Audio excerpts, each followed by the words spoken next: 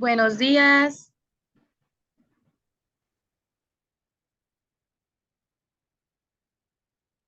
Hola maestra, buenos días.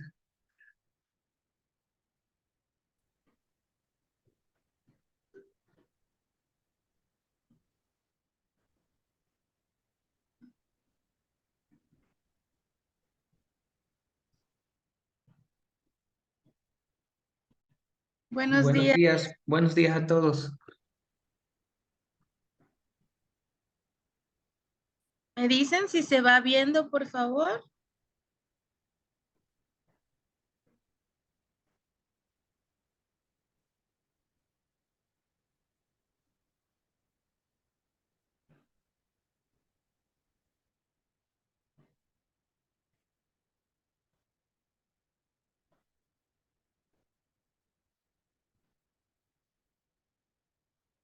¿Sí? Bueno, bueno, esta es nuestra clase número 3 de Derecho Romano. En esta clase vamos a conocer el origen de muchas palabras, el origen del sentido de muchas situaciones que vivimos diariamente y es una de las partes más fundamentales del derecho civil como lo conocemos en nuestros tiempos, ¿sí? Primero vamos a tratar de entender que los romanos, en su búsqueda constante de sabiduría, de orden, de equidad, de justicia, lo que estaban buscando era delimitar a las personas, ¿sí? A las personas. En este caso, o como les podría yo platicar ahorita, los sujetos de derecho, los conceptos. Bueno, los sujetos de derecho para los romanos en ese entonces eran aquellas personas que tenían el poder tutelado por el derecho objetivo de exigir a la otra persona el cumplimiento de determinada conducta. Ustedes no lo saben, pero en, en sí la palabra persona tiene un significado latín de máscara. O sea, imagínense, los romanos estaban en la idea de que para poder definir a las personas como tales, se retomaban a estos como formas teatrales que tenían en ese entonces de representar a las o los reyes, emperadores, emperatrices, a las personas que existían en ese entonces. Entonces, imagínense qué detalle, porque la más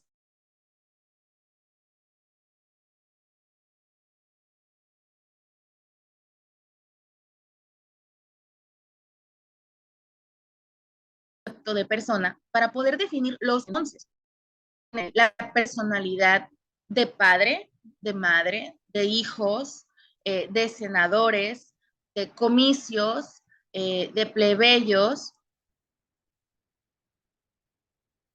Entonces, imagínense, etimológicamente hablando, la palabra persona es como una máscara, es una máscara de teatro.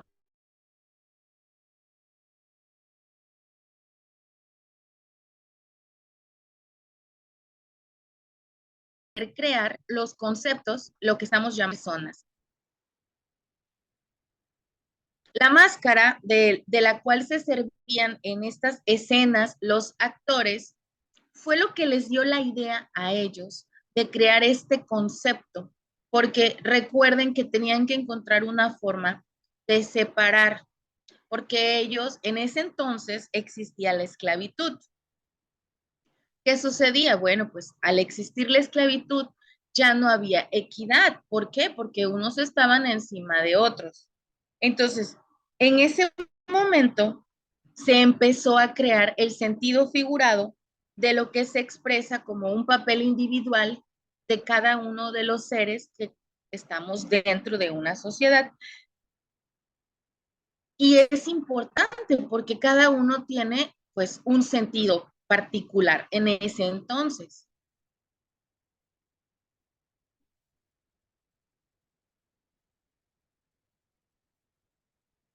Las personas jurídicas ya empezaban a dividirse. recordando de que ya tenían el concepto de que persona puede ser una persona con una máscara de padre, otra con máscara de madre, hijos, porque su persona jurídica estaba constituida bajo un sui iuris y un alienio iuris. Se los voy a explicar así breve. El sui iuris era aquella persona, pater familia, dueño de la domus, que era el que tenía más alto nivel dentro de la familia, la domus. Y los alienio iuris, que eran la mamá, los hijos, todas.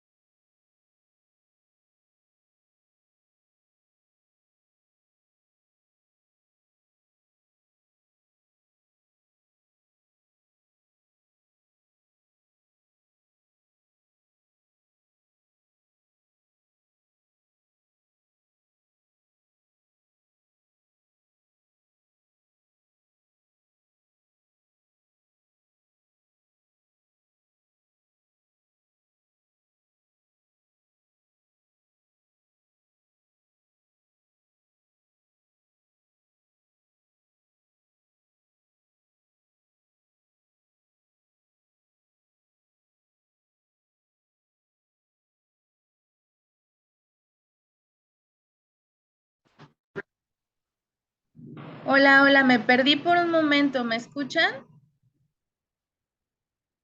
Sí, maestra. Ay, ¿por dónde Sí, me maestra. quedé? A ver, ¿a dónde me habré quedado? Estábamos empezando, pero a ver, ¿qué fue lo último que recuerdan que puse? A ver, o que escucharon.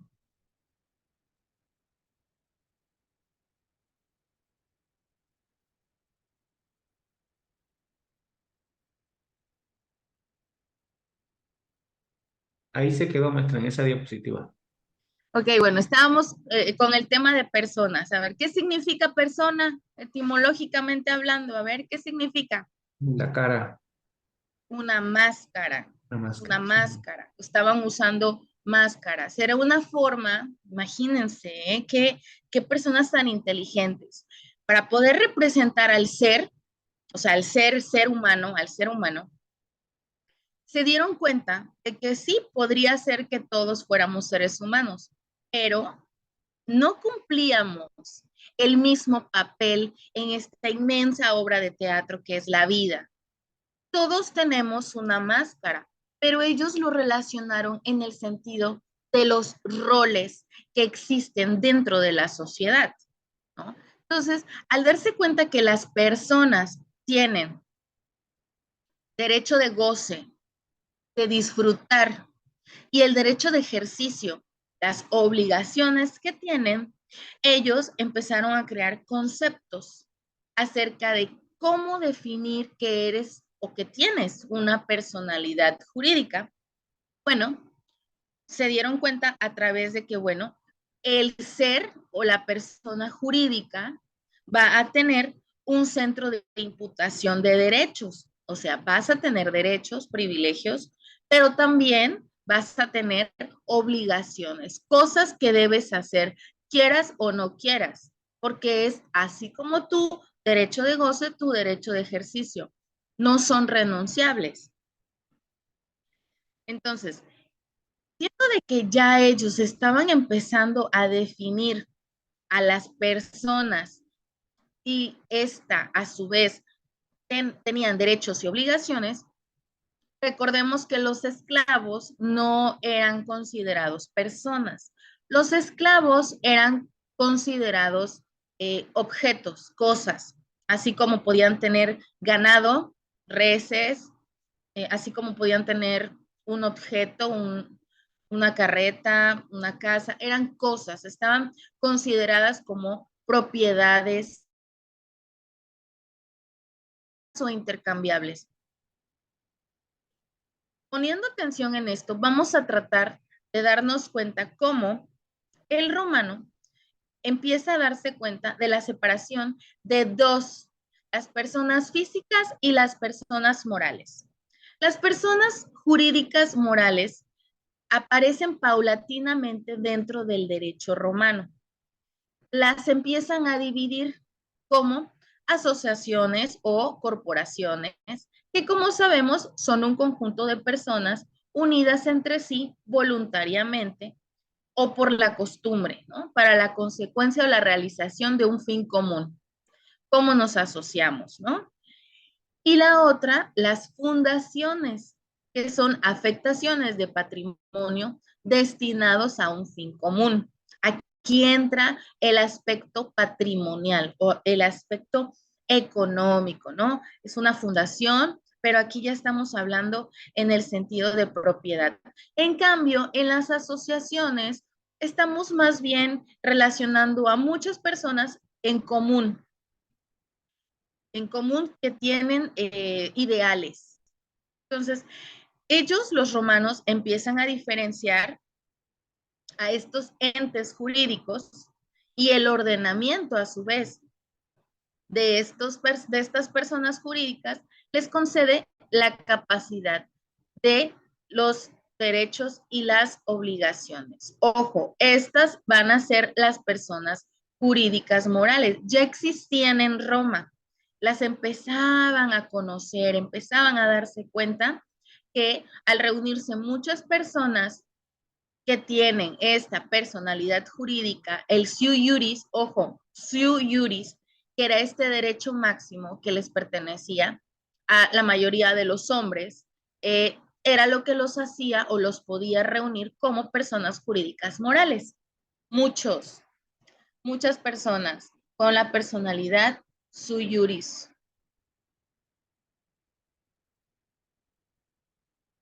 También existían las personas físicas, ¿no?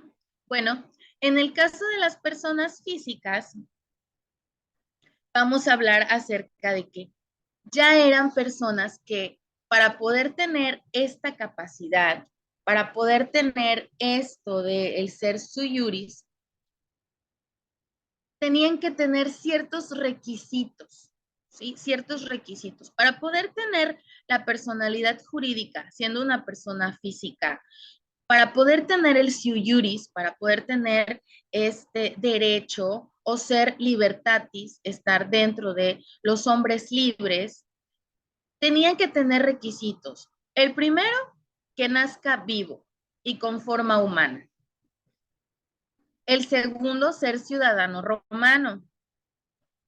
El tercero, haber nacido, sea libre y en cierta posición familiar. Son los cuatro más importantes. ¿Por qué? ¿Qué pasaba? Bueno, recordemos que en Roma teníamos a los esclavos, a los plebeyos, teníamos a los hombres libres, teníamos a la clase alta, ¿no? Los comicios, los senados, estas personas que regían de otra forma Roma, ¿no? A pesar de que estábamos en la monarquía, la república y el imperio, en estas fases que iban cruzando los romanos, estaban ellos en la búsqueda constante de crear normas en su sociedad, normas que al día de hoy nos siguen rigiendo. Si ustedes abren el derecho civil, el código civil en personas, se van a empezar a dar cuenta de que hay mucha similitud con esto que les voy a platicar. ¿Por qué? Porque es el origen, es la fuente de donde nace. Entonces, para poder tener también como mexicanos una personalidad jurídica, debemos nacer vivos, ¿sí? Tenemos que ser ciudadanos mexicanos, ¿sí? Aquí en este aspecto sí nacemos libres, Pero en el caso de Roma, para poder tener una personalidad jurídica tenías que ser un hombre libre, porque si nacías esclavo, entonces no tenías personalidad jurídica. Los esclavos en ese aspecto no tenían derecho a tener una persona jurídica porque, como les platicaba, eran considerados pues cosas, ¿no? Propiedades, era algo que era vendible. ¿Dudas hasta aquí? Se va a poner más interesante, pero dígame, ¿dudas hasta aquí? Persona, personas físicas y personas No, morales. maestra, gracias. Bueno, los romanos, cuando nacían,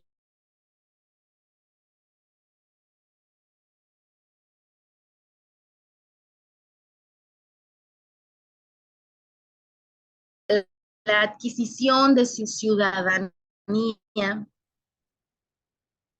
era a través de ciertos requisitos otra vez. ¿Por qué? Bueno, porque ellos buscaban mucho, cuidaban mucho la legitimación.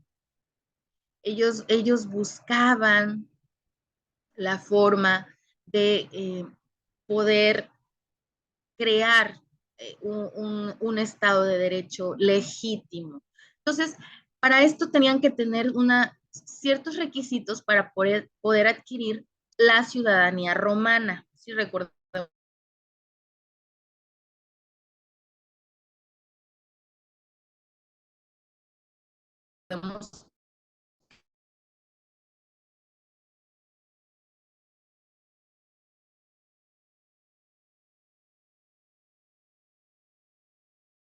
desde el nacimiento de los hijos de Augusto.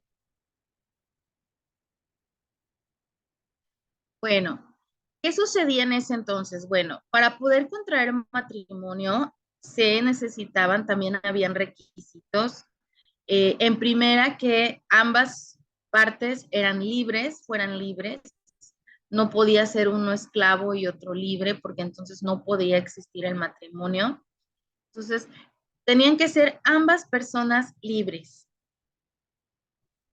para poder concebir un hijo y que éste adquiriera la ciudadanía romana. La segunda forma de adquirir la ciudadanía romana era a través de el manumucio solemne, que esto era como un poder, un poder que existía para eh, quitar a uno de los padres, por ejemplo, de la esclavitud, y así convertirlo en una persona libre. ¿Qué era el manimucio? El amo del esclavo renunciaba a la acción o señorío o a la propiedad del esclavo y traspasaba a este su favor. O sea, le daba al esclavo su propio mando, ¿no? Ya no vas a estar sometido sobre mi mando, sino que vas ahora sí a ser dueño de ti, de tu personalidad, de tu persona jurídica. Entonces, era una forma en la que podían salir de la esclavitud y podían adquirir una ciudadanía romana a través de un manimucio solemne. Era tan solemne el hecho de que un esclavo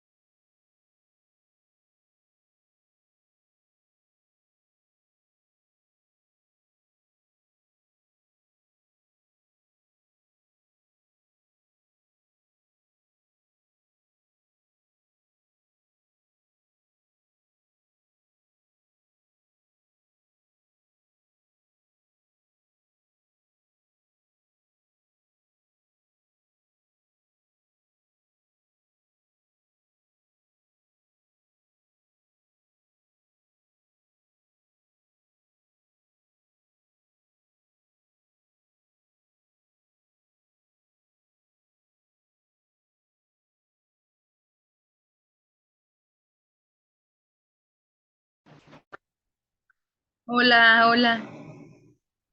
Oigan, discúlpenme, es que el internet va y viene, tiene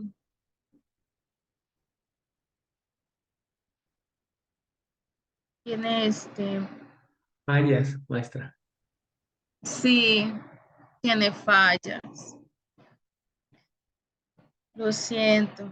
Bueno, me quedé en qué, a ver, ¿en qué me quedé? En los esclavos, que necesitaban un manimucio solemne para poder salir de la esclavitud, que era así como una varita que agarraban y les decían, tú vas a salir de la esclavitud. Yo, tu amo, te voy a liberar de la esclavitud. Y así podían lograr otra vez ser personas libres.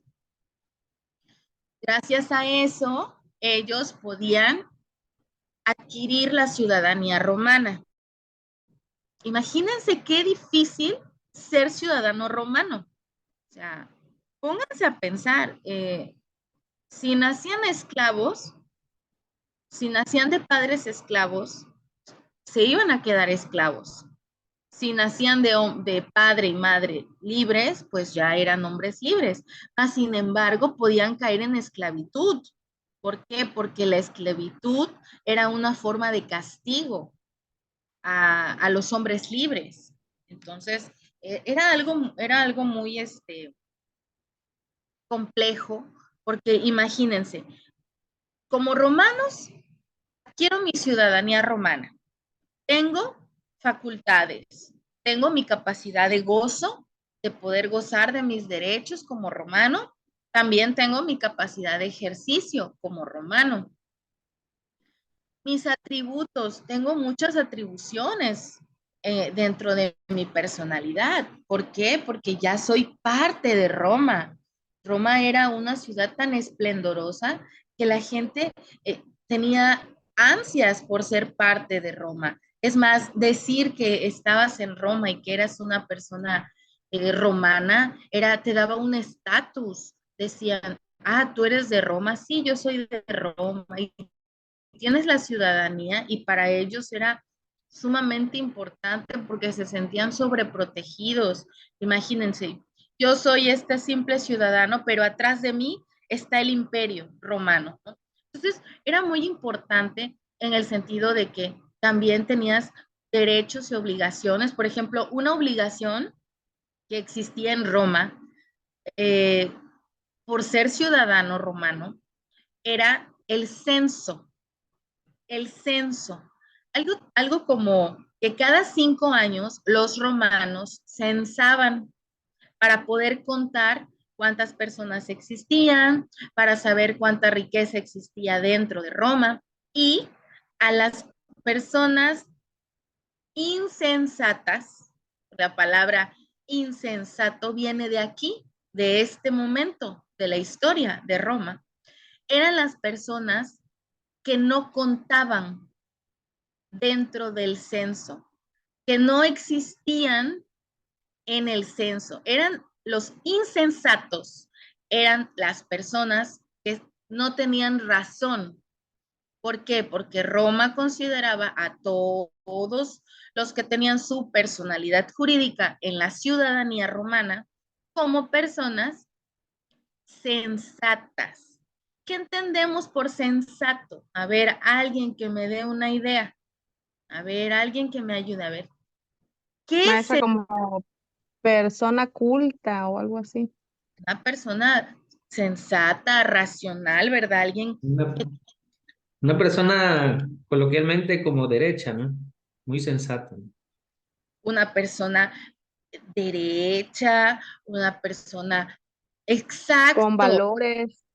con valores. Entonces, imagínense, de aquí viene la palabra. Es que ella es sensata. Bueno, los romanos ya consideraban que las personas que con su ejercicio, con su derecho de ejercicio, entraban en el censo, ya eran sensatos, pero a los insensatos eran a todos esos a los que no contaba en el imperio romano, no se contaban en la ciudadanía y eran eran personas irracionales. Los romanos decían es que esa persona es irracional. ¿Cómo no te censaste? ¿Por qué? ¿No? Entonces, de ahí viene parte del significado de lo que es esta palabra que a veces usamos y no sabíamos de su etimología.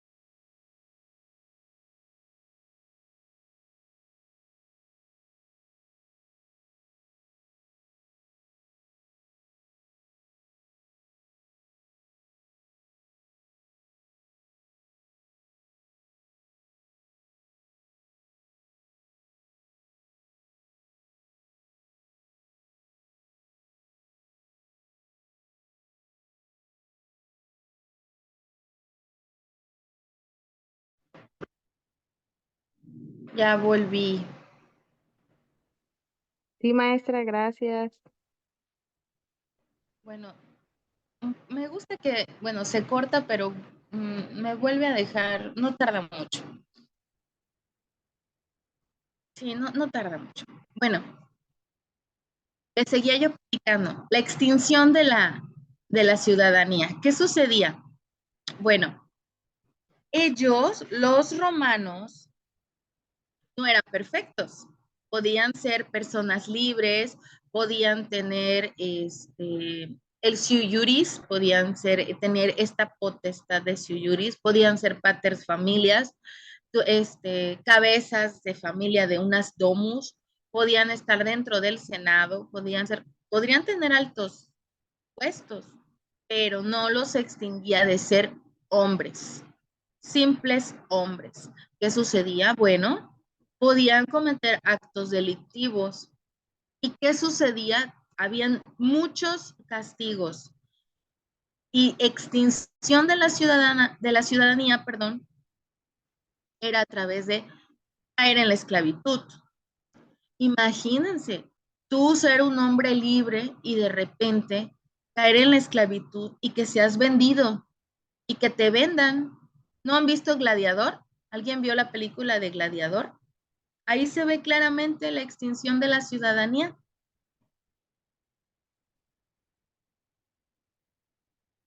¿Qué sucedía? Bueno,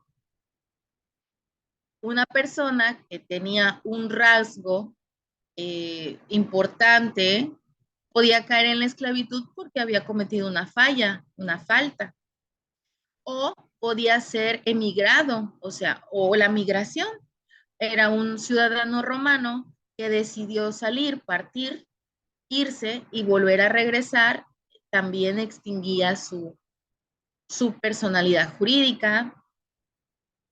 También era porque a lo mejor decidió cambiar de ciudad, ya no quería vivir en Roma, había decidido irse al oriente, cambiar de país o hasta de continente, extinguía su ciudadanía romana.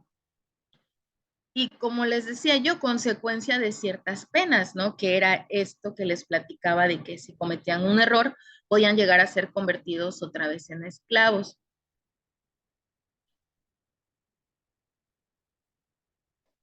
Entonces, pues sí era algo que teníamos que tener en cuenta al momento de ser ciudadanos romanos, porque nadie estaba exento.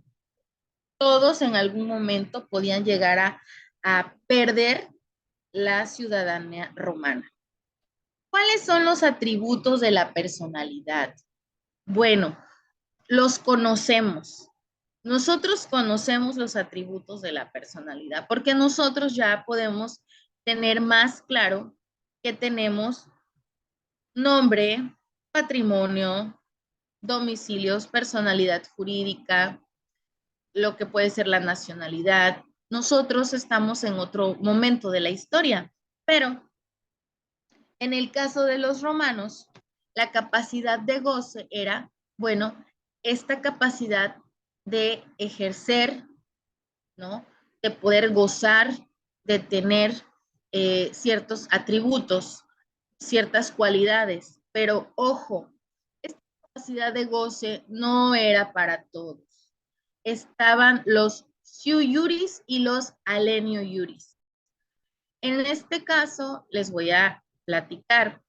El Siu Iuris eran personas que estaban en el más alto rango dentro de lo que era la Domus. Y los Alenio Iuris eran las personas que estaban por debajo de esta persona. ¿Quién carecía de la capacidad de goce? ¿Quiénes podían carecer? Acuérdense que los romanos ya pensaban en todo, ¿eh?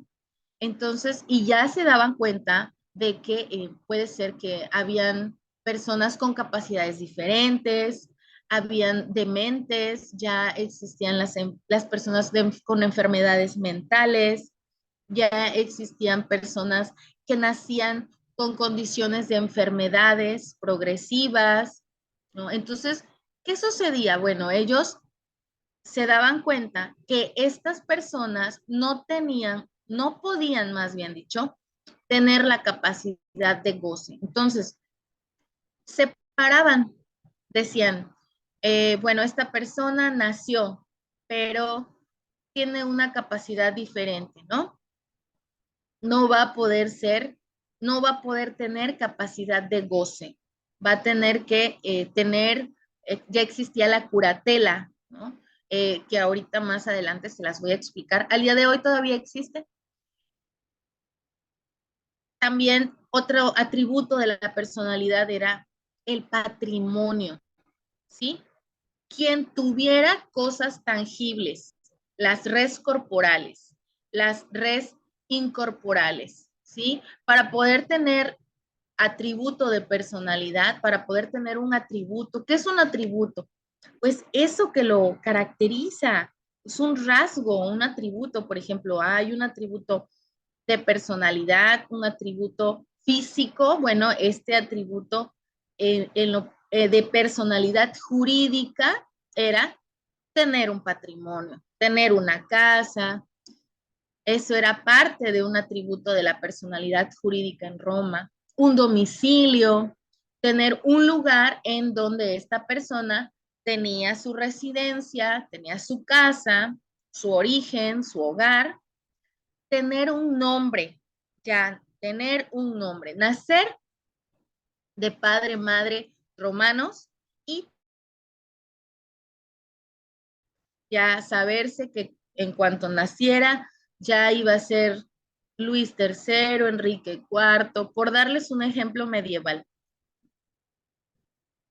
Una nacionalidad. ¿Qué era esto? Todos los derechos que emanaban de la ciudadanía, de la nacionalidad romana.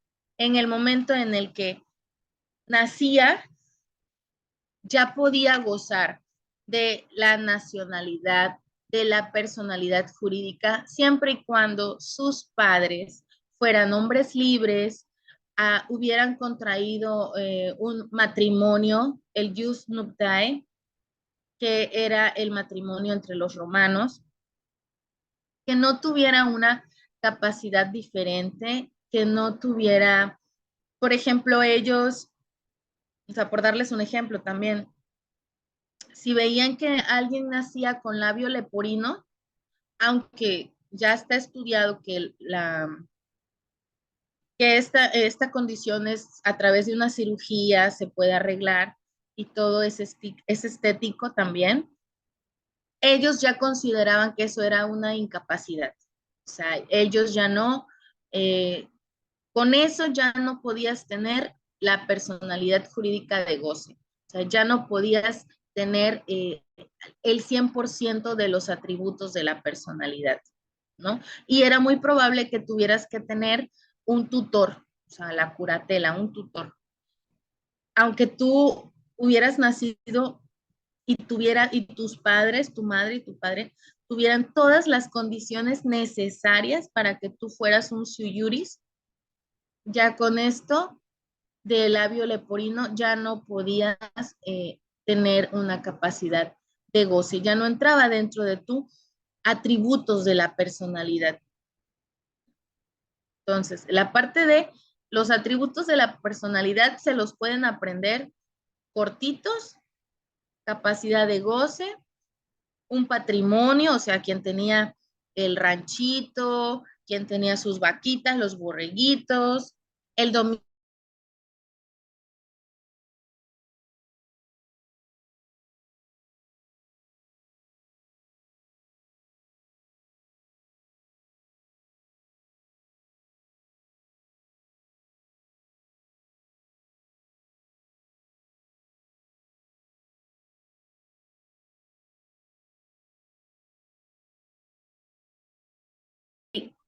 En guía.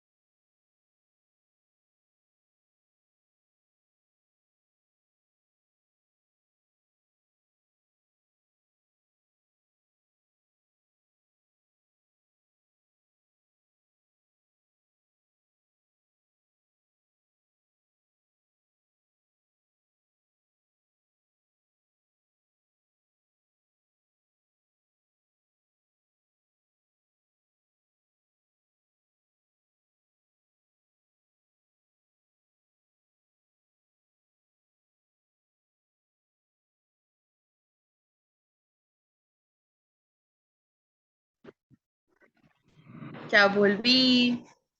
Ya me estoy empezando a acostumbrar a esto de ir y regresar. Ujú. Bien. Qué bueno, maestra, que ya regresó. Gracias. Pues sí, Anaí, ya ni modo, ya qué voy a hacer. Ay, Anaí, cuéntame, a No ver. se preocupe, son cosas que luego nos pasan así con el internet. Lo sé, tienes razón. Bueno, a ver, se me olvidó en un momentito de que se corta esto, comentarles que otra extinción de la personalidad, pues es la muerte. Entonces, acuérdense, ¿cómo se disminuía la capacidad, la personalidad, perdón? Pues por la muerte. Era hacerse esclavo, pero también es la muerte otra, pues, extinción de la personalidad. Ahora, habían personas que se hacían pasar por muertos para no pagar deudas, ¿eh? O sea, eso sigue pasando.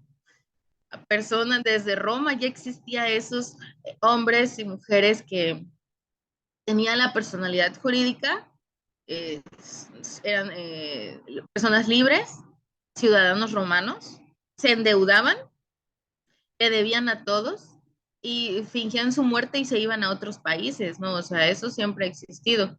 O si no, otra cosa de fraude que hacían era que se hacían pasar por esclavos para autovenderse. O sea, decían, yo soy esclavo, necesito dinero, eh, cómprame, ¿no? Yo soy esclavo. Pero en realidad eran hombres libres y cuando la persona decía, oye, yo te compré, tú eres mi esclavo, la otra persona decía, sorpresa, soy hombre libre, ¿no? Y le daban, tenían cierta forma de reconocerse como hombres libres. Entonces, ya desde ese entonces ya existía el fraude.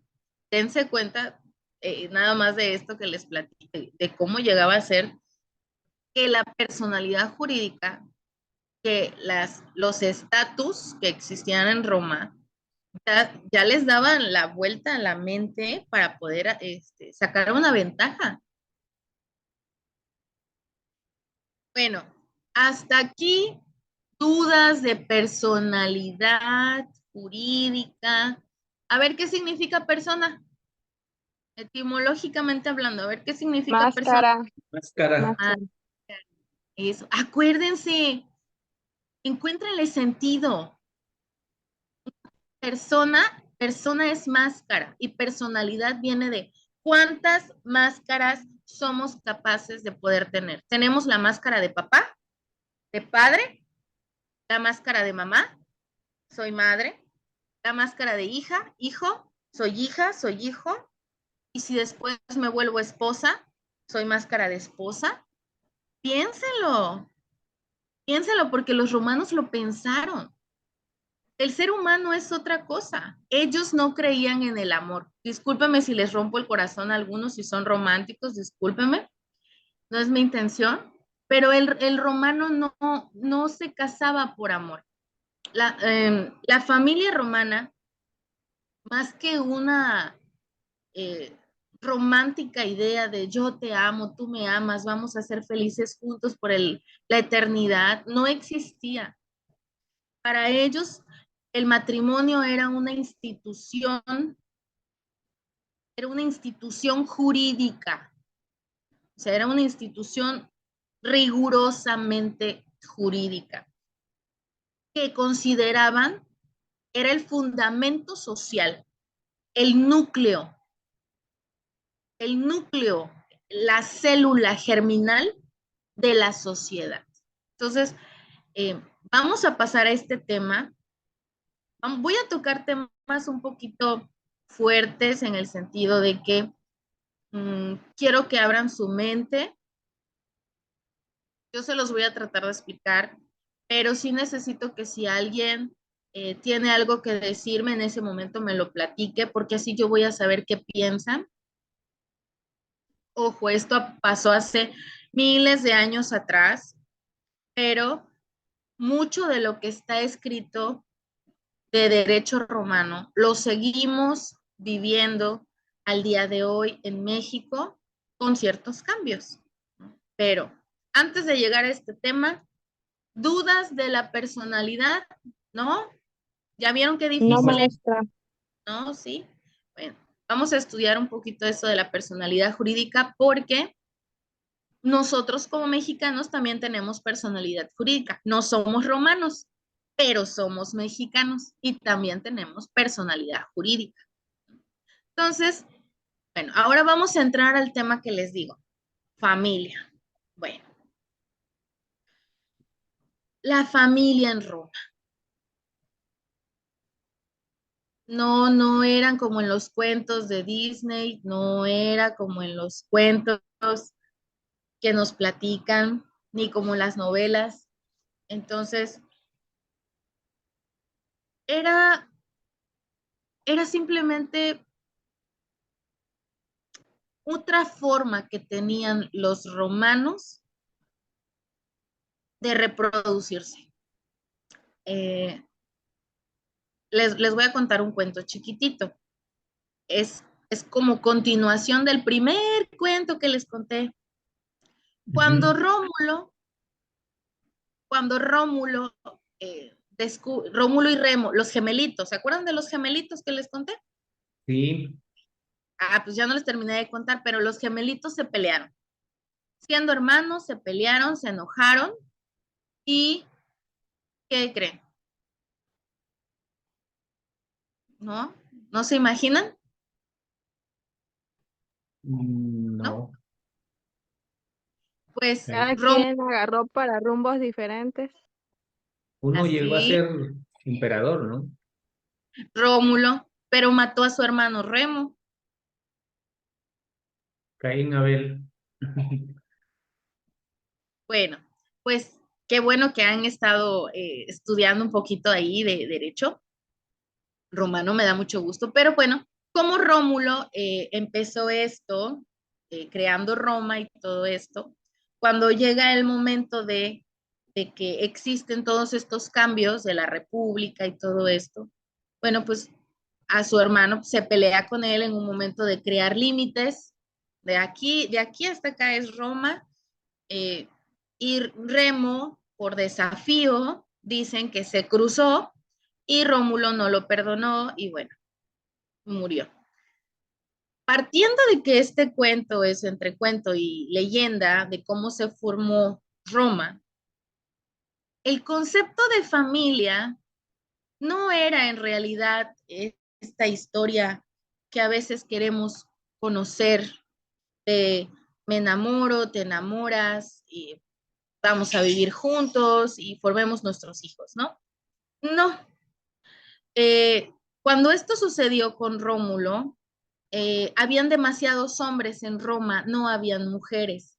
Entonces, las Sabinas o los Sabinos, que eran otra tribu cerca de Roma, fueron invitados por los romanos, porque los romanos, ¿qué creen que querían? Se querían robar a las muchachas, a las mujeres de los sabinos. ¿Por qué? Porque habían demasiados hombres y muy poquitas mujeres. Entonces, ellos ¿qué necesitaban? Procrear. Necesitaban linajes, legados. Entonces utilizaban a las mujeres como este medio, ¿verdad? Porque pues nosotras somos las que tenemos esta facultad de ser madres. Entonces, partiendo de esto que les voy a platicar, el concepto de familia era un conjunto de personas libres reunidas bajo la potestad del pater familia. Aquí aparece la figura del pater familias, que es de los siglos, conocemos como el padre, el patriarca, eh, el patriarcado. A partir de aquí empieza esta concepción de la idea. Vamos a estudiarla, ¿sí? Como les decía, dos personas libres, bueno, muchas veces los matrimonios eran arreglados. Los padres de los romanos decían, yo tengo una hija, tú tienes un hijo, me aporta tu dote a mi crecimiento familiar, sí. Entonces se arreglaban. ¿Por qué? Porque también era otra forma de hacer crecer el patrimonio, hacer crecer las tierras, hacerse más ricos, familias con otros. De hecho, a la mujer se le daba una dote porque no se le consideraba por sí sola valiosa. Y somos encantadoras, pero en ese entonces no nos consideraban valiosas en el sentido comparado a ellos, ¿no? Por su sui juris, por este derecho que tenían ellos de estar por encima de los demás. ¿Y qué sucedía? Decían, bueno, aquí te dejo a mi hija. Ya sé que no vale mucho, pero le voy a dar toda esta dote grandísima que te va a hacer que te vuelvas más rico, tú y tu hijo, ¿no? Junto los otros, el otro pater familia, ¿no? Entonces, ¿qué decía? No, pues entonces sí me va a convenir. ¿Por qué? Porque era un negocio, era un negocio. Al día de hoy lo sigue siendo. Es una institución rigurosamente judicial, o sea, jurídica. No, no había sentimiento, no había amor, no, no, no, no. Porque la mujer tenía sus obligaciones, el hombre tenía sus obligaciones y sus derechos. Era, eh, yo me caso contigo como, como pater familia, como sui juris, con mi nivel de sui juris, te voy a proveer, ¿no? Te voy a dar casa, techo, comida, vestido, todo. Tú, a contribución a pago de todas estas cosas que yo te ofrezco, me vas a dar hijos, ¿sí? Hijos, porque yo necesito, yo, varón, hombre, pater, linaje. Yo necesito hacer mi linaje. Entonces, ¿qué sucede? Nacen los hijos a su vez se convierten en sui juris y el padre debe elegir entre sus hijos. Acuérdense que antes tenían 1, 2, 3, 4, 5, 6, 7, 8, 9, los hijos que pudiera dar la mujer. El padre tenía que elegir a los sui juris. ¿Quiénes eran los sui juris para él? Los que él consideraba dignos de poder seguir. A todos los hijos les daba, o sea, son cosas diferentes. El patrimonio era repartido. A ti, hijo, te voy a dar esto, a ti, hijo, esto, a ti, esto. ¿Sale? Pero siempre consideraba a un siuyuris, o sea, a un hijo al que le daba más el, la, el derecho, el poder que él tenía. ¿Sí me explico?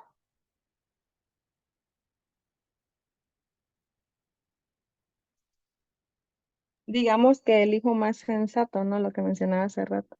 Ah, bueno, sí, veámoslo como el hijo más sensato, el favorito, eh, el que él consideraba contaba con las atribuciones que él como pater veía, o era el que él sentía que se parecía más a él, y pues tú te pareces más a mí, entonces por eso tú vas a ser el pater, ¿no? O vas a seguir manejando la domus, porque la domus seguía creciendo, se hacía una domus cada vez más grande. ¿Por qué? Porque mi hijo ya se casó, mi cuñada, mis sobrinos, y etcétera, ¿no? Y entonces eran tíos, sobrinos, primos, todos juntos en una domus, pero existía el pater, que era ahora el que diríamos que sería el abuelo. Entonces el abuelo, a su vez, iba como que iba eligiendo tú, y después de ti, tú, y después de ti, él. ¿Sí me explico? Sí, maestra. ¿Por qué? ¿Por qué viene esto? Porque el ciudadano romano, dentro de una domus, solo un miembro de la familia podía ser sui juris. Imagínense, el sui juris era este superpoder que tenían por encima de los alenio juris. Los alenio juris eran, pues digamos que las mujeres, las primas, las sobrinas, las tías, los tíos, ¿no? ¿Por qué? Porque el pater solo podía elegir a un miembro. O sea, él podía decir, pues tu hermano. Oye, papá, pero es que, pues sí, pero yo decido que tu hermano. Porque al día de hoy en algunas familias, digo, no digo en todas, pero en algunas familias se sigue viendo como el pater familia, bueno, las que son patriarcados.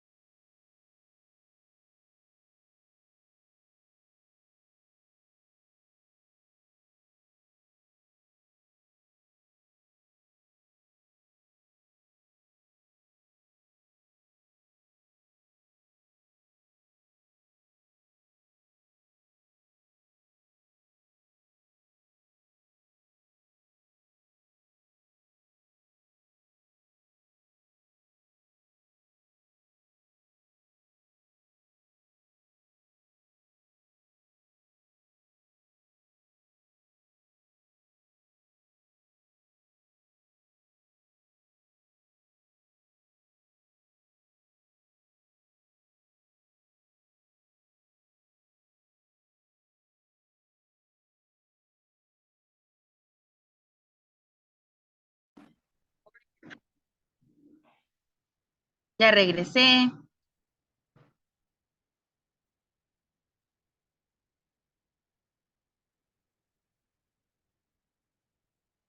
Bueno, cuéntenme, ¿hasta aquí algún comentario que me quieran dar sobre la familia y cómo se creó esto que conocemos como matrimonio?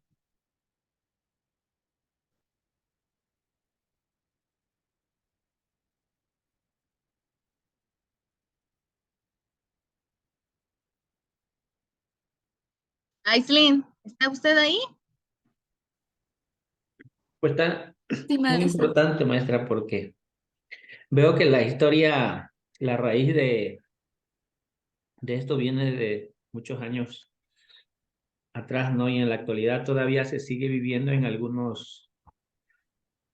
pues en las familias no siempre el hijo mayor, pues sí tiene de alguna forma moralmente más responsabilidades. O sea, responsabilidades en que tú cuidas a tus hermanos, tú eres el mayor, cosas así. Pero también en esta cuestión, en la parte de Europa todavía se sigue viviendo, ¿no? De que los tronos se van heredando como en Reino Unido o en España, cuando todavía hay ese tipo de, o existen reyes, o van heredando todavía esos títulos de la nobleza. Entonces, a los, el pater supongo que es el rey, ¿no? Como ahorita el rey Carlos, ¿no? Juan Carlos. Y le va heredando conforme al linaje a su familia. A él se lo heredó la mamá, la reina Isabel. Entonces, todavía en la actualidad podemos decir de que existe eso, aunque ya es una forma como de cultura, digamos así, lo que está en esos países. Pero bueno, es muy Así, interesante saber la historia de dónde viene. así es. Bueno, pues ya ve, ya sabe ahora de dónde viene. Bueno, entonces sí quedamos claro que empieza como que el matrimonio empieza como un acuerdo. Aquí está. También existía el concubinato, ¿eh? El fundamento legal de la familia durante todas las épocas de este derecho romano fue el matrimonio. Sin embargo, se reconoció otra forma de unión entre el hombre y la mujer libre, que fue el concubinato, ¿sí? Que si bien con efectos jurídicos más reducidos que y el ius nuptiae, era igualmente monogámico, duradero y respetado socialmente. La diferencia principal entre ambas instituciones las constituye, y aquí viene lo interesante, la esposa, la que estaba considerada dentro del matrimonio, tenía más capacidad de ejercicio. ¿A qué viene esto? Tenía más capacidad de ejercicio en el sentido de que, digamos que podía decirle al Siu Yuris que había quedado, porque ya era viuda, y el Siu Yuris podía haber sido uno de sus hijos, eh, lo podía ayudar, o sea, tenía el, mira hijo, ya murió tu papá, tú te quedaste como Siu Yuris, pero yo creo que sería mejor que hiciéramos, le propondría cualquier negocio, cualquier tarea. Y el Siu Yuris que quedaba eh, decía, bueno, está bien, mamá, porque a pesar de que era Alenio Yuris, si estaba dentro del matrimonio, tenía un poder sobre el Siu Yuris, tenía una condición, digamos que una facultad, ¿no? Sobre esta parte. Eh, Y en el caso de la concubina, en el caso de que hubieran hijos con el concubinato y muriera el concubino, la concubina y tuvieran hijos, eh, no era igual.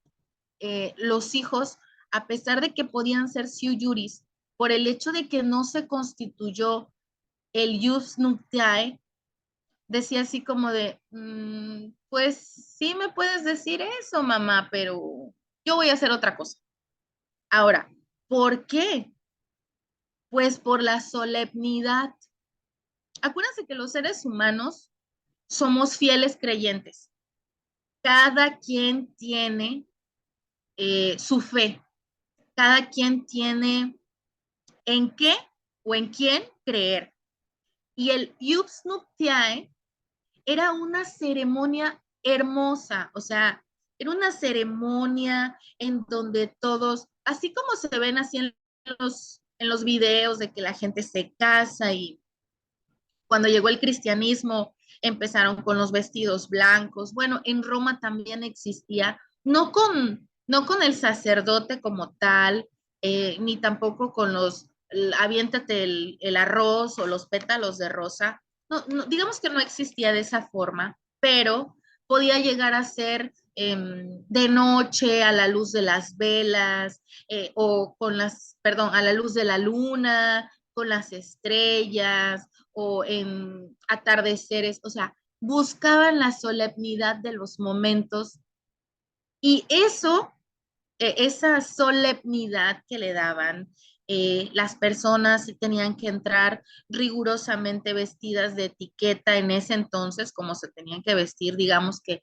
porque no iban a presenciar cualquier cosa, no, iban a un jus nuptiae, que era como, era su lado más, si lo quieren ver por el lado romántico, pues digamos que era el lado más romántico, el lado más solemne, todo lo que tenían que hacer alrededor de, del hecho de que se iban a unir un hombre con una mujer. Aunque los fines fueran negociables, o sea, jurídicamente hablando, era un convenio jurídico entre dos paters familias que dijeron, yo te doy a mi hijo, tú quédate con mi hija, se juntan y pues hacemos más grande todo el terreno.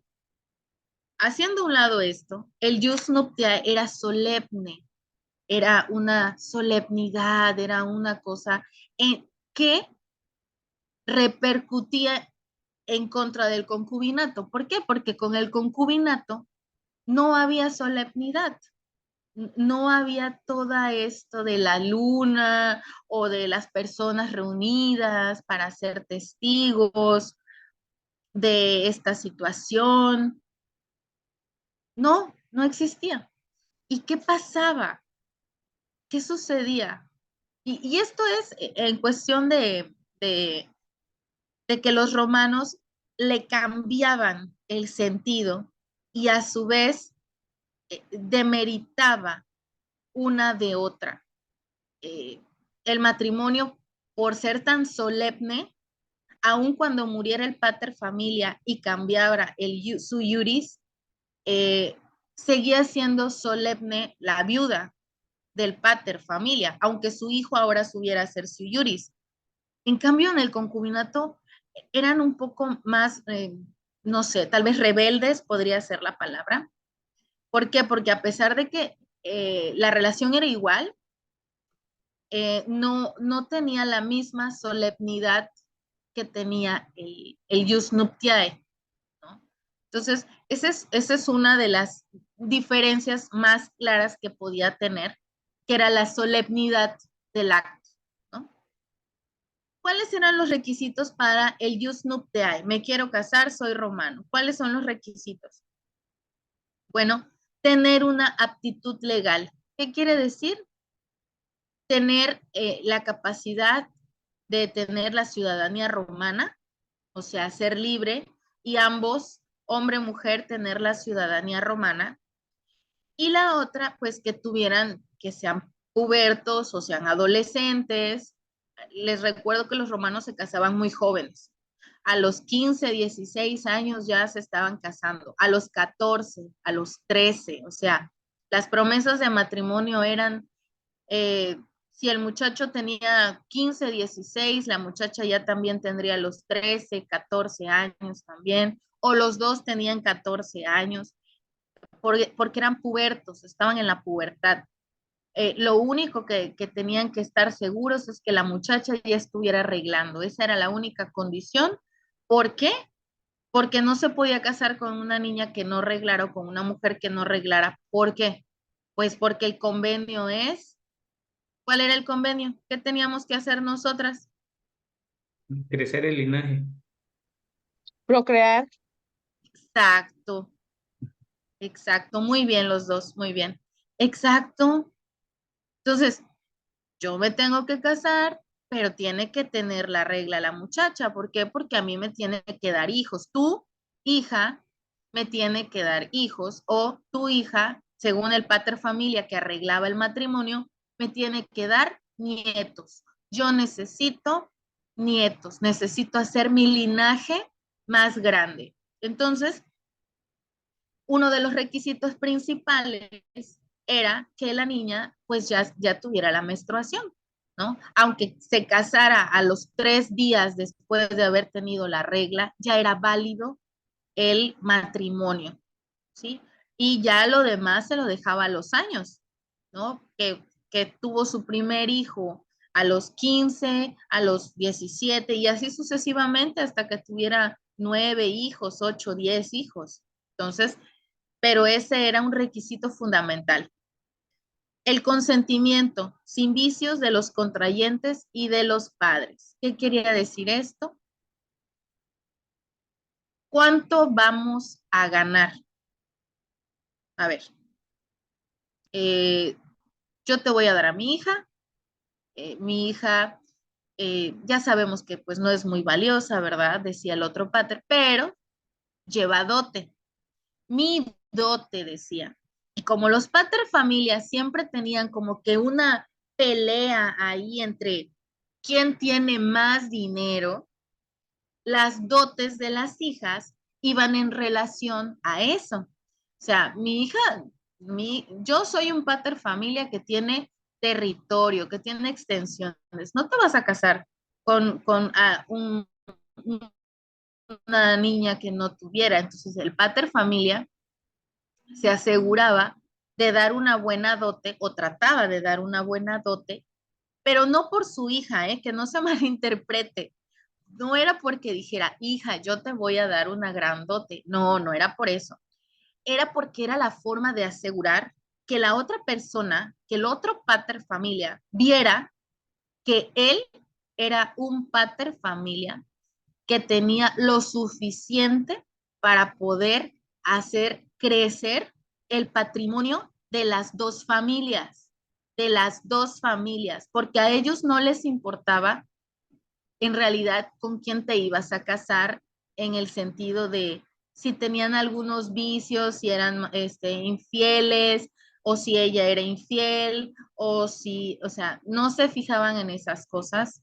Ellos lo que buscaban era hacerse más grandes en territorio, más ricos en bienes. Entonces, ¿qué sucedía? La dote tenía que ser una dote atractiva, pero para el otro pater familia, porque los muchachos a los 14 años, a los 13 años, ¿qué se iban a estar fijando en eso, verdad? A ver, ustedes se iban a poner a pensar en eso a los 13, 14 años que les dijeran, Anaí, Aislinn, José, ¿se me van a casar? A ver, pues no, obvio que no. Entonces, los papás eran los que lo arreglaban.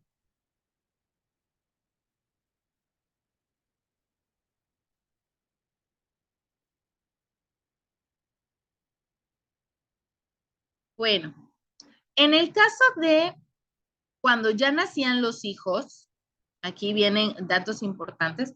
Esta parte del matrimonio también vienen en requisitos en su derecho civil, porque si son menores de edad también van a necesitar consentimiento de los padres. Aquí también se necesitaba el consentimiento y la dote para que se pudiera dar el matrimonio. Cuando nacen los hijos, que ya nacen los bebés, que ya todos felicidad, porque ya son 4 o 5 hijos, y viene el que sigue, y otro, y otro, y otro. Bueno, aparece lo que es la tutela, ¿sí? Las personas iuris, que digamos que ya dijimos que se van a distinguir de los alenio iuris por su capacidad jurídica, que los iuris son de más alto nivel, que los alenio iuris, sí, pero sin embargo hay algunos iuris a los cuales por razones de edad, de sexo, de enfermedad mental o por tendencia a la prodigalidad, se les privaba o se les limitaba de su capacidad de actuar.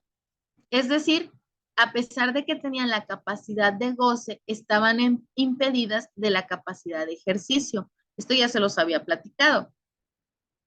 ¿Qué sucedía? Bueno, nace un bebé, pero nace un bebé en una cuna romana eh, de mucho apogeo, ¿no? Es un siuyuris papá con su esposa y sus hermanitos, pero nace uno, o es el primero, ¿no? Pero por razones de sexo, les voy a decir qué sucede. Si la mujer nacía primero, o sea, si la primera era una niña, no podía entrar a ser, como ahorita dijimos, la hermana mayor o el hermano mayor. Tenía que tener una tutela.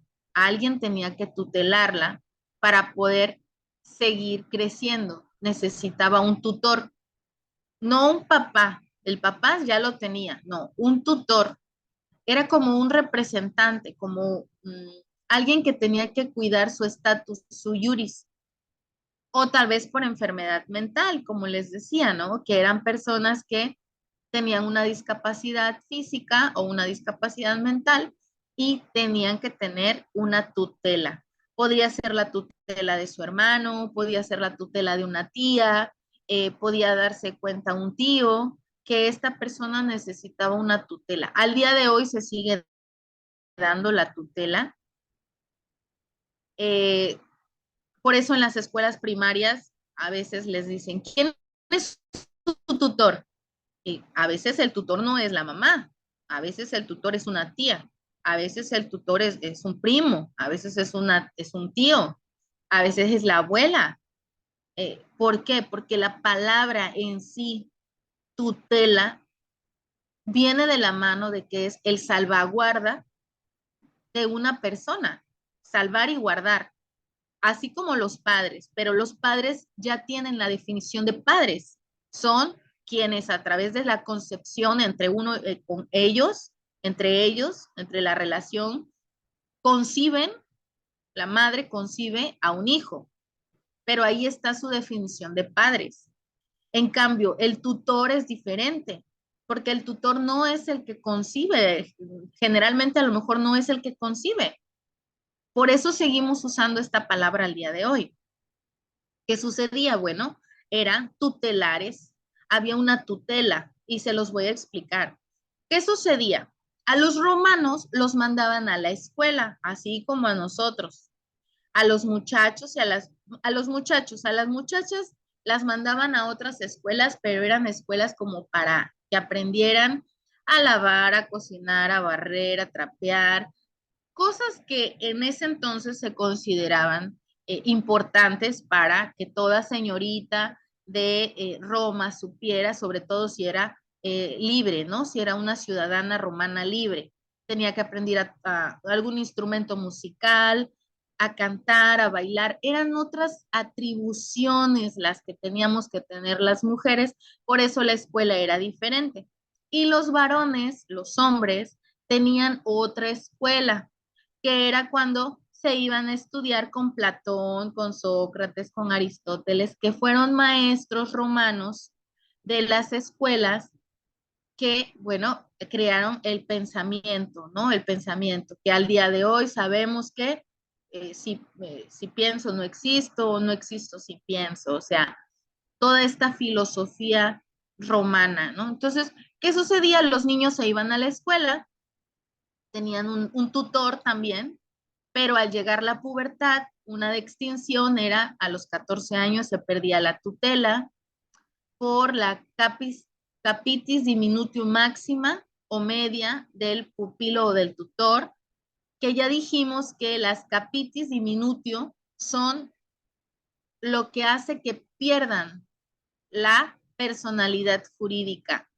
Eran las cosas que podían suceder, podían cometer un delito el tutor o el niño y podía llegar a perder su personalidad jurídica, o sea, podían llegar a decirle al pater familia, oiga, ¿sabe qué? Es que su hijo pues cometió un crimen, cometió un delito y le van a quitar su capitis diminutio y puede ser máxima porque lo van a dejar como esclavo,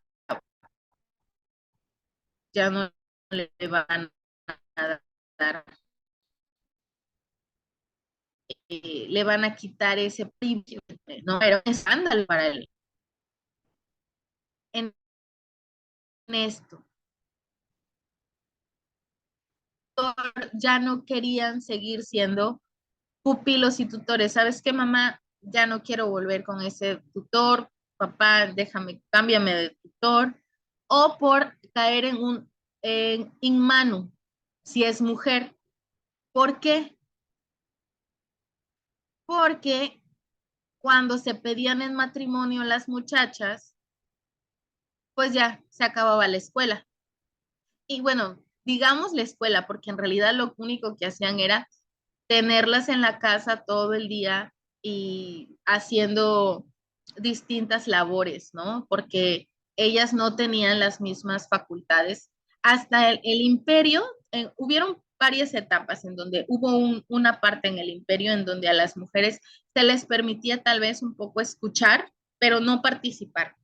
Pero después se quitó porque pues dijeron que nosotras en ese momento no era necesario. Entonces, para terminar una tutela también estaba cuando ya era matrimonio. Se les quitaba su tutor por muerte, por si moría el tutor o moría el pupilo, por alguna demanda, o sea, por ejemplo, que al tutor lo estuvieran señalando o demandando por algo malo que hizo, ¿no? O por excusarse, o sea, simplemente decir, mire, ya no puedo ser tutor de su hija, ya no puedo ser tutor de su hijo, eh, voy a salir de la ciudad, ¿no? O sea, era la forma de terminación de la tutela. Ojo, la tutela iba a ser siempre para estas personas que sí tenían, uno, personalidad jurídica, dos, sí eran personas con capacidad de ejercicio y capacidad de goce. O sea, estos eran los que simplemente como que iban a la escuela, ¿sí? Era un rato. Los niños no podían estar solos, o sea, si están en la casa, en la domus, estaba pater familia o madre, que eran los que se encargaban de la educación de los niños, ¿sí? Pero cuando salían, existían estas escuelas romanas que eran donde, pues, los ayudaban también. Ojo, no eran todos. Había paters familias que decían, no, mi hijo no tiene que aprender eso. Pero habían otros paters familias que decían, mi hijo va a necesitar un tutor. Ese tutor va a ser tal vez el que esté en la escuela, que era como esa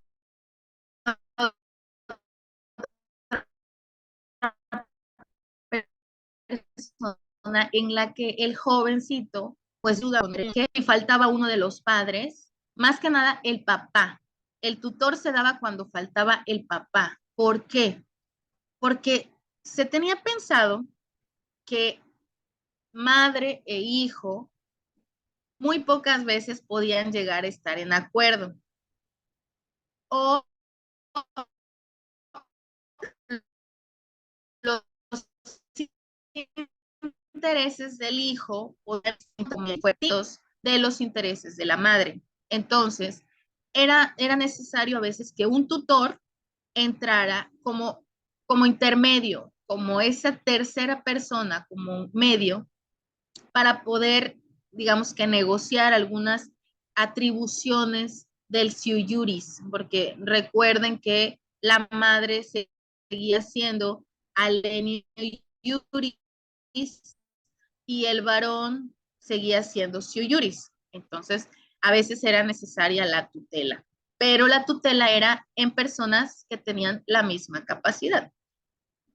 En cambio, la curatela era diferente. La curatela era para, pues, las personas que ya desde Roma tenían la concepción del furiosis. El furiosis es las personas que aquí actualmente les decimos es que está loco, pero ellos les decían furiosis. Los furiosis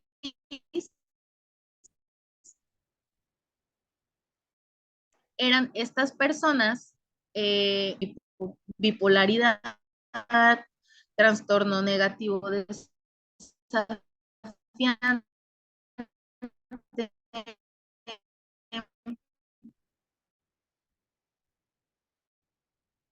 eh, con el psiquiatra o con el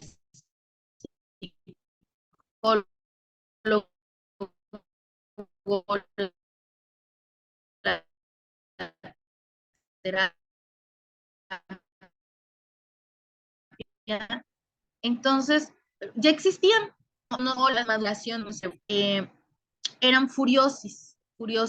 El furiosi era hijo o podía ser hijo de el ius nuptiae, o sea, del matrimonio romano, mamá, papá, pero al momento en el que crece y se dan cuenta los padres que es un furiosi, puede llegar a entrar la curatela. ¿Qué era la curatela? Bueno, era una persona, era el eurator furiosi. El eurator furiosi era el cuidador, el que cuidaba el sujeto o un curador que se encargaba, bueno, de los sordomudos, las personas con esta capacidad diferente de no poder comunicarse. Entonces, a veces mamá, papá, romanos, no tenían la atención necesaria eh, y utilizaban la curatela como parte importante para el cuidado de los furiosi y de los sordomudos, ¿no? Entonces, esto es importante porque imagínense, al día de hoy todavía se sigue utilizando.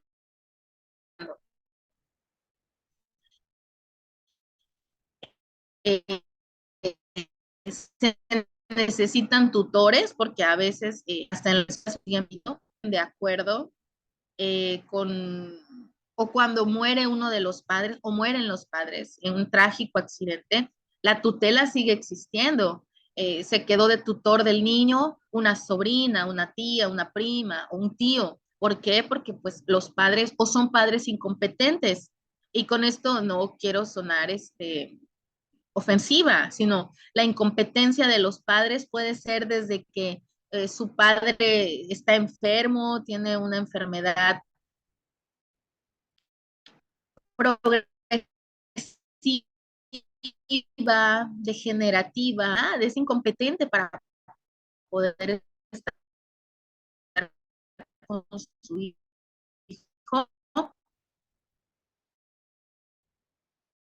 o su madre también, o tiene una, no puede sostener al niño, a la niña. Entonces, se buscaba un tutor. ¿No? Ahorita, en estos casos. En el caso de los romanos era parecido. Por ejemplo, lo que les decía, ¿no? De la mamá que muere el padre, el niño nace sui juris, necesita un tutor porque no permiten que la madre se encargue de administrar los bienes que dejó el pater familia, pues que después, perdón, es mucho después que deciden quién va a ser el sui juris que siga el linaje, porque muchas veces el papá, como dijo el compañero José, es que es el mayor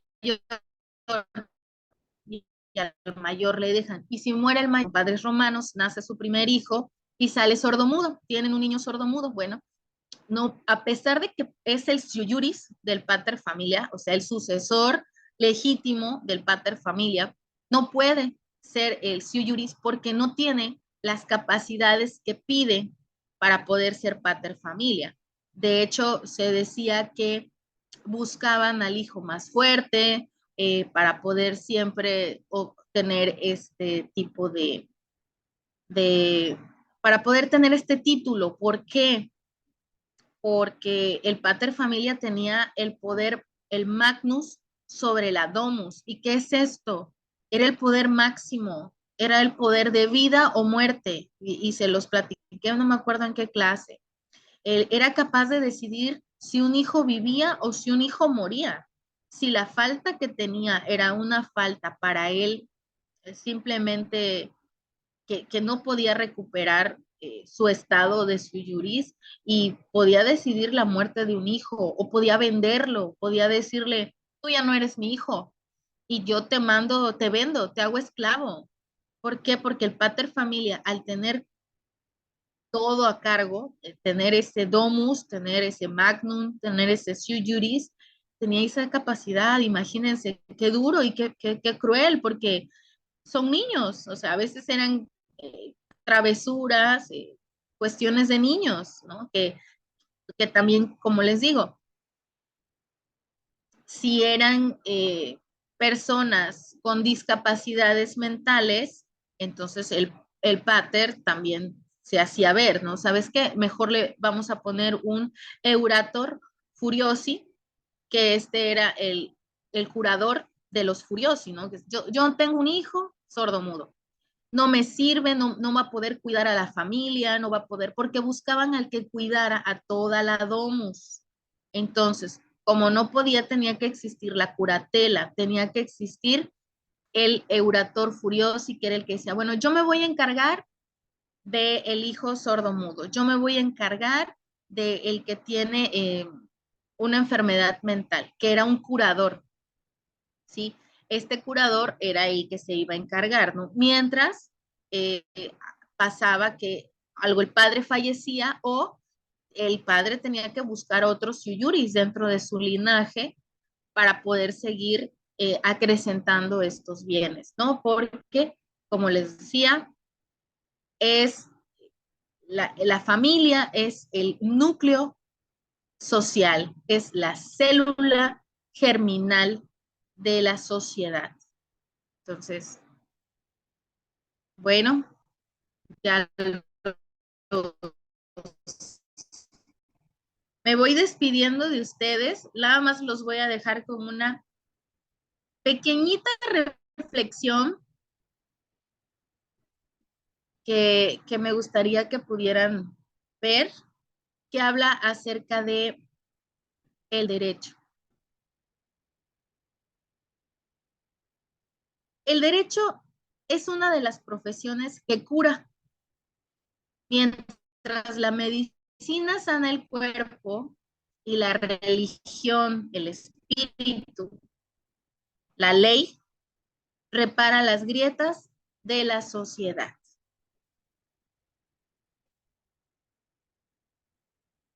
Bueno, chicos, hasta aquí cuéntenme alguna duda, algo pequeñito nada más para cerrar. Cuéntenme. Anaí, algo que me quiera platicar, que le haya llamado la atención.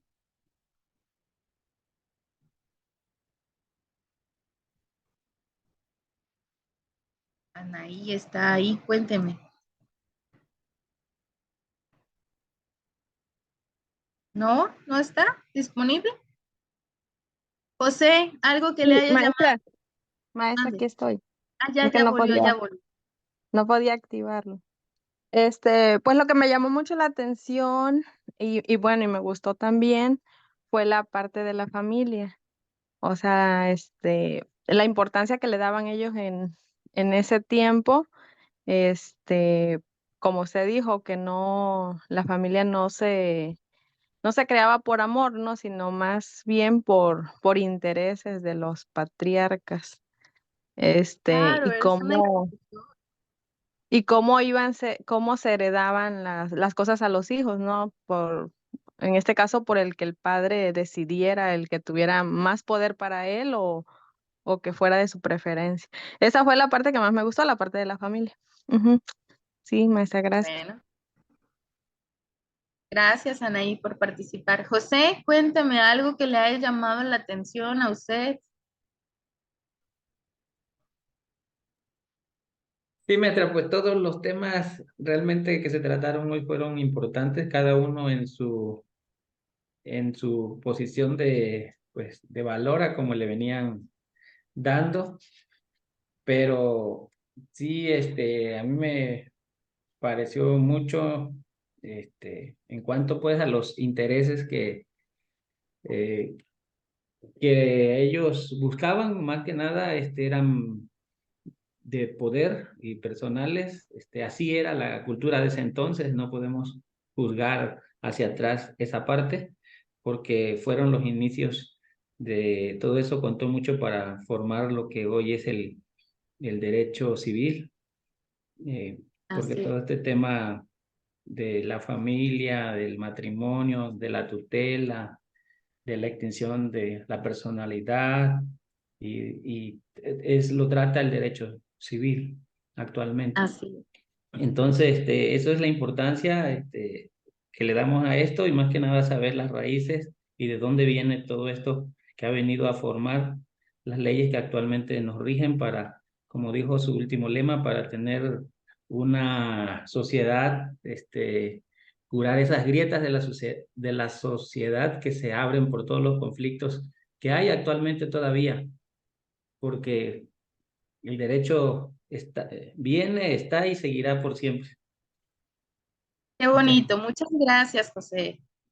Aislinn, cuéntame, algo que te haya llamado la atención del derecho romano. Pasó hace muchos, muchos años, pero al día de hoy todavía tenemos en nuestro derecho actual algunas cosas que siguen y otras que ya están cambiando.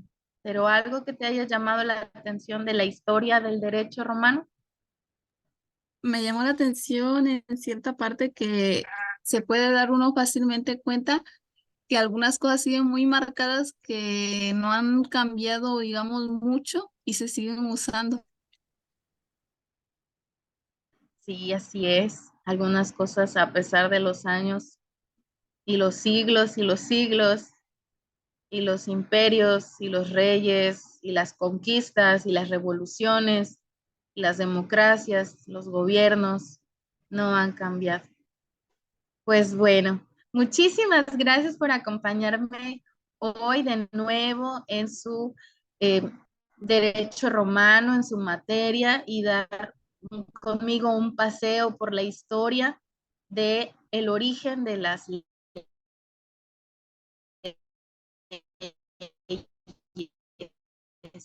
Les deseo que tengan un bonito. Estaba yo contando que les tengo un libro, al ratito se lo subo.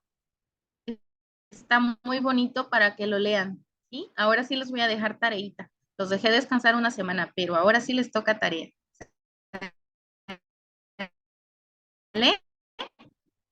Gracias, maestro.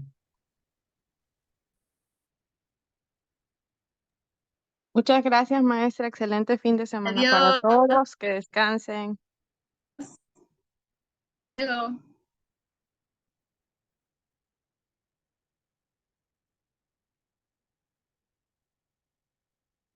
Gracias.